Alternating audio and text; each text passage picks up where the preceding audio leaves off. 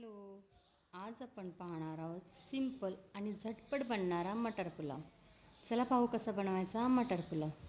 इथे मी गाजर, बटाटा आणि मटार घेतले आहेत। तांदूळ 1 ते 1.5 तास भिजत ठेवलेले आहेत। त्यानंतर आलं, लसूण, कोथिंबीरची पेस्ट घेतली आहे। 2 मीडियम साईजचे कांदे, टोमॅटो आणि अख्खा गरम मसाला आहे। सोबतच काळे मनुके, काजू आपण इथे घेतलेले आहेत। चला आता पाहू कसा बनवायचा हा भात। तर सर्वात आधी मी इथे कुकर गरम करत ठेवला आहे। त्याच्यामध्ये मी 2 पळी तेल टाकून घेतलेलं आहे। पहा, तेल छान गरम करून घ्यायचं आहे आपल्याला। आणि तेल गरम करून झाल्यानंतर आपण त्यामध्ये अख्खा गरम मसाला आणि जिरं टाकून घेणार आहोत। अख्खा गरम मसाला, त्यामध्ये पहा तमालपत्र, लवंग, दालचिनी, साधी वेलची, मोठी वेलची, अशा पद्धतीने आपण सगळा अख्खा मसाला यामध्ये टाकून घ्यायचा आहे। तो थोडासा फ्राय करायचा आणि तो फ्राय झाल्यानंतर आपण त्यामध्ये जे मीडियम साईजमध्ये कांदे चिरलेले होते ते टाकून घ्यायचे आहेत। पहा, आणि कांदा टाकून आता आपण छान फ्राय करून घ्यायचा आहे। कांदा छान गोल्डन ब्राउनिश झाला पाहिजे, म्हणजे सॉफ्ट झाला पाहिजे। आता इथे आपण कांदा छान परतवून घेतलेला आहे। त्यामध्येच आता आपण टोमॅटो टाकून घ्यायचा आहे। पहा, टोमॅटो आपण टाकून घ्यायचा आहे आणि तो सुद्धा आपण परतवून घ्यायचा आहे। त्यासोबतच आपण काळे मनुके आणि काजू टाकायचे आहेत आणि छान असं परतवून घ्यायचं आहे। कांदा आणि टोमॅटो छान सॉफ्ट झाले पाहिजेत, तोपर्यंत आपण हे छान परतवून घ्यायचं आहे। पहा, आता हे छान परतवून झाल्यानंतर आपण तुम्ही पाहू शकता की किती सॉफ्ट असा कांदा आणि टोमॅटो आपला झालेला आहे। आता आपण यामध्ये आलं, लसूण आणि कोथिंबीरची जी पेस्ट केली होती ती 3 ते 4 चमचे टाकणार आहोत।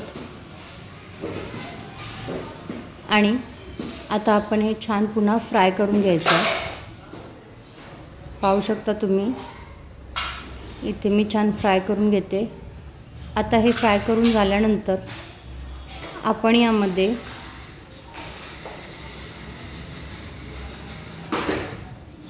हळद टाकायची आहे। पहा, 1 चमचा हळद टाकायची आहे आणि हळद टाकल्यानंतर पुन्हा हे छान असं फ्राय करून घ्यायचं आहे। पहा, अगदी व्यवस्थित असं हे फ्राय करून घ्यायचं आहे। फ्राय झाल्यानंतर यामध्ये मी 1-1.5 चमचा बिर्याणी मसाला टाकलेला आहे। एव्हरेस्टचा बिर्याणी मसाला मी इथे टाकलेला आहे। आणि त्यानंतर आपण जे मटार, बटाटा आणि गाजर जे घेतलेले होते स्वच्छ धुवून ते त्यामध्ये टाकायचे आहेत आणि हे पुन्हा एकदा छान फ्राय करून घ्यायचं आहे। पहा, अशा पद्धतीने हे छान फ्राय करून घ्यायचं आहे। पाहू शकता तुम्ही, आपण आता हे व्यवस्थित असं फ्राय केलेले आहेत भाज्या टाकून।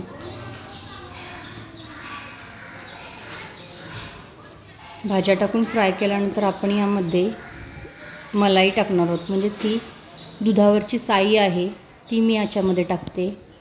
याच्याने राईस आपला एकदम तिखट पण होत नाही किंवा अख्खा गरम मसाला जो आपण टाकतो त्याचा जो झणका मारतो तोही मारत नाही, तर सॉफ्ट होतो, सॉफ्ट लागतो, म्हणजे जास्त तिखट नाही किंवा गोड पण नाही असा होतो।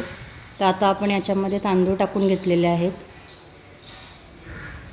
पहा, आणि आपण हे छान मिक्स करून घ्यायचं आहे।